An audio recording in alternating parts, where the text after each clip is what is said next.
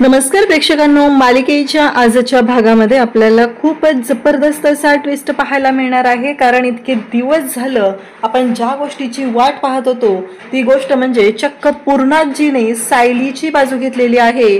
पूर्णाजी आणि प्रताप दोघंही सायलीच्या पाठीशी खंबीरपणे उभे राहिलेले आहेत आणि प्रियाच्या तोंडात चांगलीच लगावून दिलेली आहे आणि प्रियाची बोलती बंद केलेली आहे। हे सगळं कशा पद्धतीने होणार आहे ते आपल्याला आजच्या या व्हिडिओमध्ये पाहायला मिळणार आहे।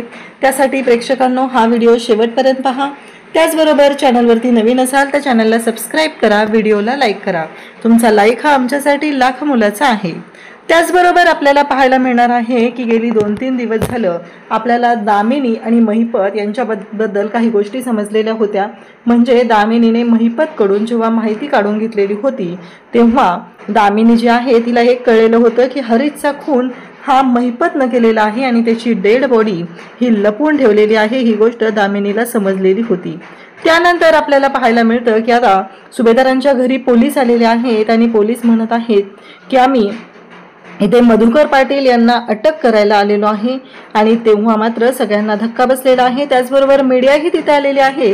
अर्जुन मात्र त्यावेळेस म्हणत आहे की मला फक्त 15 मिनिटं द्या, तुम्ही 15 मिनिटं थांबू शकता ना इन्स्पेक्टर साहेब, त्यानंतर तुम्ही अटक करा। असं अर्जुन जेव्हा सांगत आहे तेव्हा इन्स्पेक्टर साहेब म्हणतात की नाही, ते माझ्या हातात नाहीये, जर ते माझ्या हातात असतं तर मी ते कधीच ऐकलं असतं, असं अर्जुनला इन्स्पेक्टर साहेब बोलत असतात। तेव्हा मात्र इकडे पाहायला मिळतं की जेव्हा ह्या सगळ्या गोष्टी घडत असतात तेवढ्या वेळात चैतन्यने एक जबरदस्त युक्ती केलेली आहे आणि ती म्हणजे अटकपूर्व जामीन आणलेला आहे आणि ते वाट लावलेली आहे ती म्हणजे दामिनीच्या या सगळ्या प्लॅनची। आता हे सगळं कशा पद्धतीने होणार आहे त्यासाठी प्रेक्षकांनो हा व्हिडिओ शेवटपर्यंत पहा। त्याचबरोबर चॅनलवरती नवीन असाल तर चॅनलला सबस्क्राइब करा, व्हिडिओला लाईक करा। तुमचा लाईक हा आमच्यासाठी लाख मोलाचा आहे। तर इकडे प्रताप त्याचबरोबर घरातील सर्वजण आहेत। आजच्या भागाच्या रिव्ह्यूला आपण सुरुवात करूया। सायलीनं त्यांच्या घरातल्या सगळ्यांचं जे मन कलुषित झालेलं होतं अर्जुनबद्दल, प्रियाबद्दल त्यांच्या मनामध्ये ज्या शंका निर्माण झालेल्या होत्या ते सगळं कशा पद्धतीने दूर केलेलं आहे ते आपल्याला पाहायला मिळणार आहे। इकडे अर्जुन रडत असतो, तो म्हणत असतो की डॅड मला माफ करा, मी ना थोडा तरी विचार करायला पाहिजे होता, मी तन्वीवरती आरोप करताना विचार करायला हवा होता की हे सगळं अशा पद्धतीने होईल याची शंकाही माझ्या मनात आली नव्हती। डॅड खरंच मला माफ करा, माझ्याकडनं चूक झालेली आहे।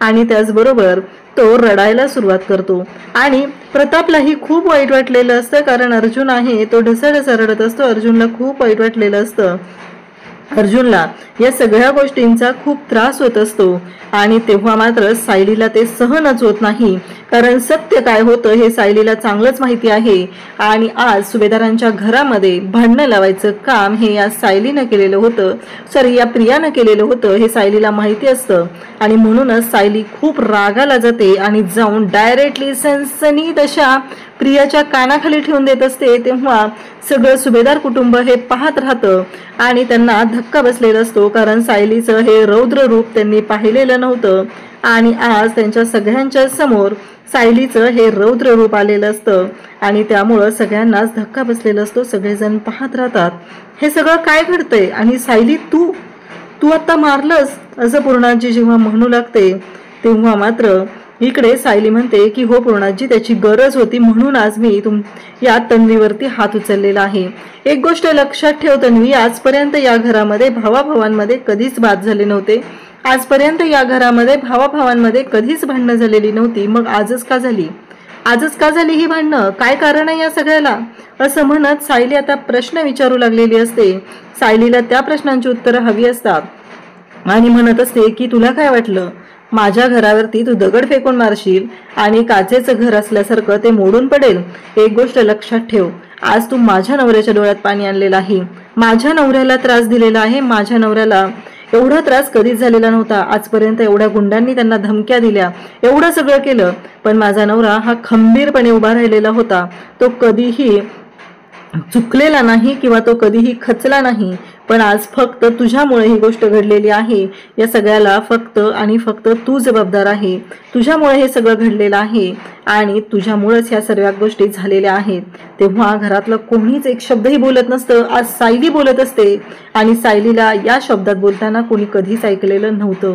कारण आज सायलीला खूप त्रास झालेला आहे. तिच्या नवऱ्याचा इगो दुखवलेला आहे. सायलीला स्पष्टपणे जाणवत होतं की प्रिया चुकीचा करते, प्रिया भांडण उकरून काढते. ही गोष्ट सायलीला चांगलीच कळलेली होती आणि खरंच प्रिया या गोष्टी करत होती हे सायलीच्या त्याचबरोबर विमलच्या सगळ्यांच्याच लक्षात आलेलं होतं आणि हे प्रियाने जाणून बुजून केलेलं आहे. ही गोष्ट जेव्हा सायलीच्या लक्षात येते तेव्हा मात्र सायलीला खूप राग येतो आणि सायलीला ही गोष्ट सहनच होत नाही. तेव्हा सायली म्हणते की आजपर्यंत भावाभावांमध्ये प्रॉपर्टीचे वाद कुठून आले?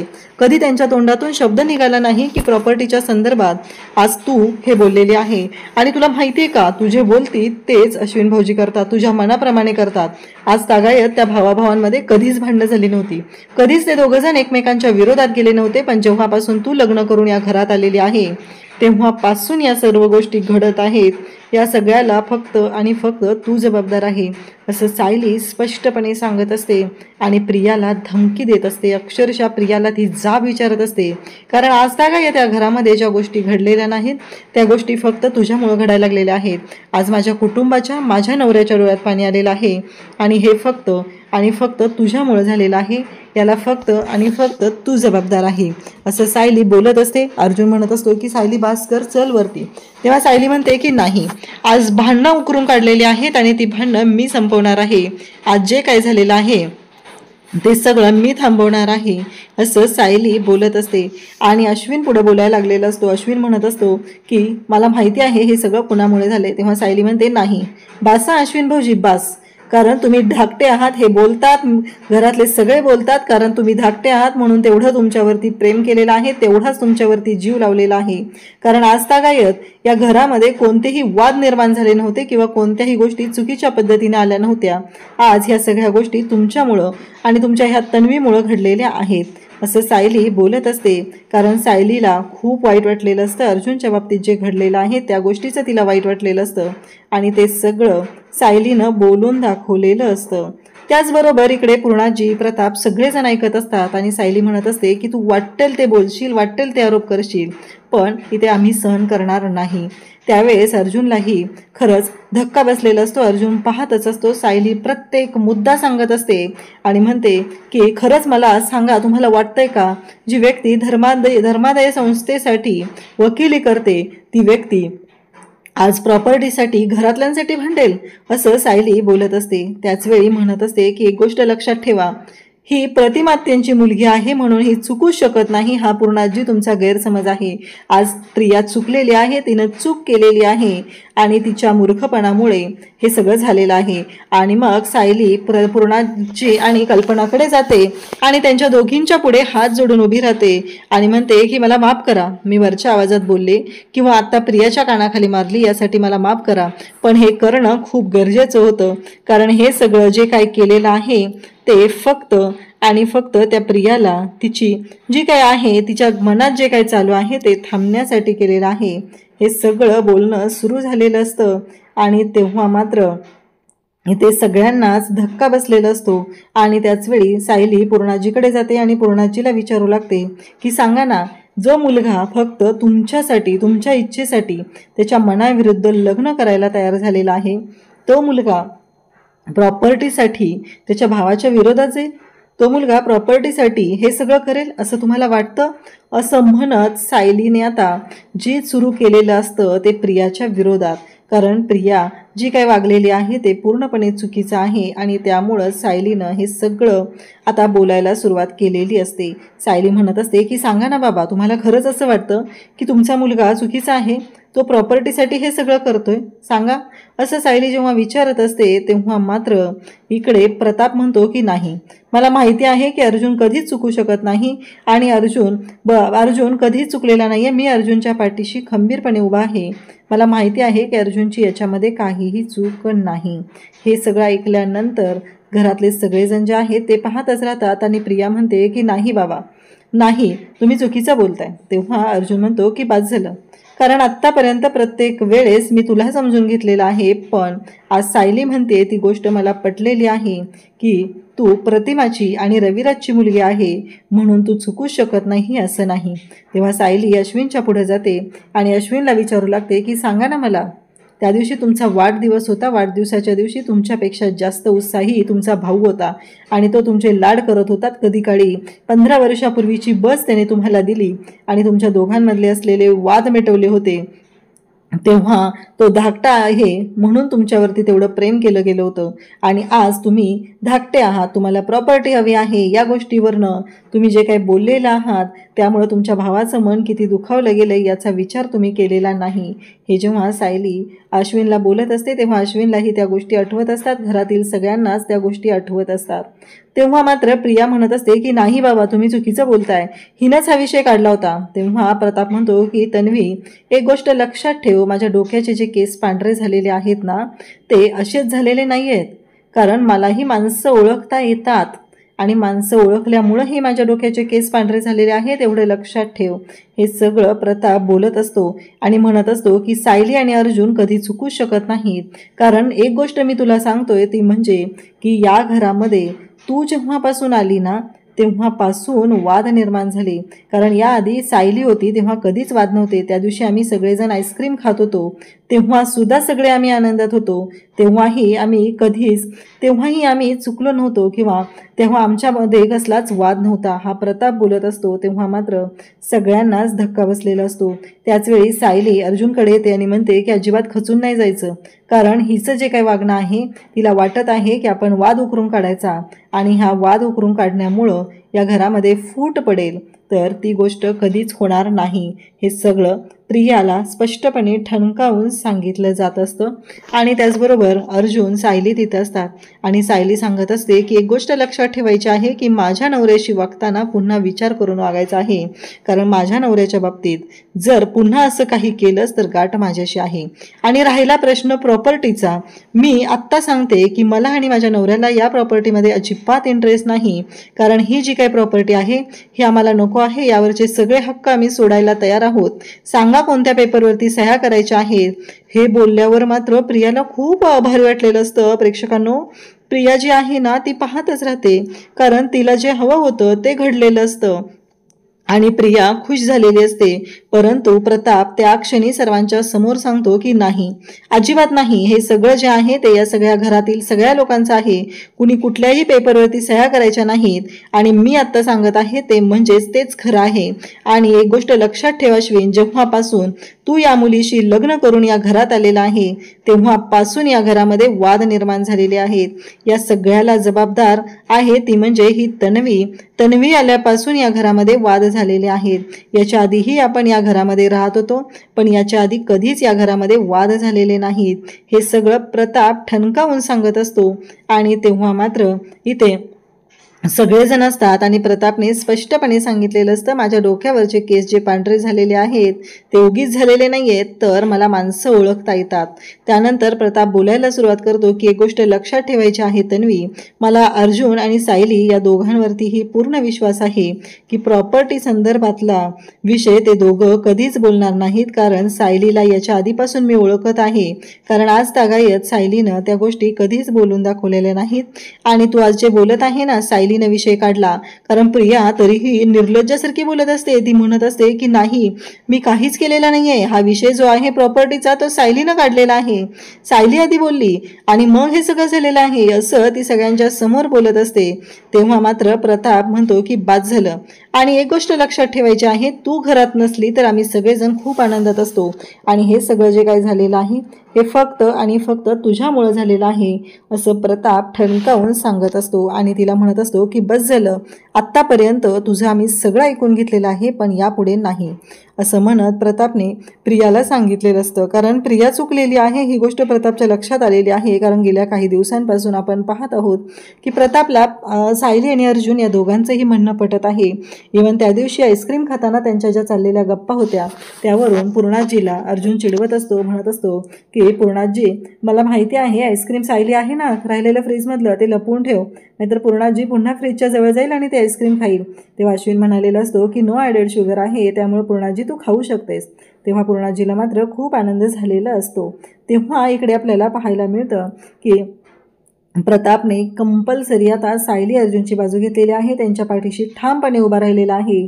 आणि त्याचवेळी तो इकडे पूर्णाजी आणि त्याचबरोबर कल्पना या दोघींकडे येतो आणि म्हणतो की बरोबर आहे, कसं आहे, माझ्या डोळ्यांना जे दिसतंय, माझ्या मनाला जे वाटतंय ते मी बोलून दाखवलेलं आहे. पण तुमच्यासाठी सायली ही नावडती सून आहे आणि त्यामुळं तुम्ही प्रत्येक वेळेस सायली जे काय म्हणते त्याच्यावरती तुम्ही आरोपच करत राहता. हे मला माहिती आहे कल्पना.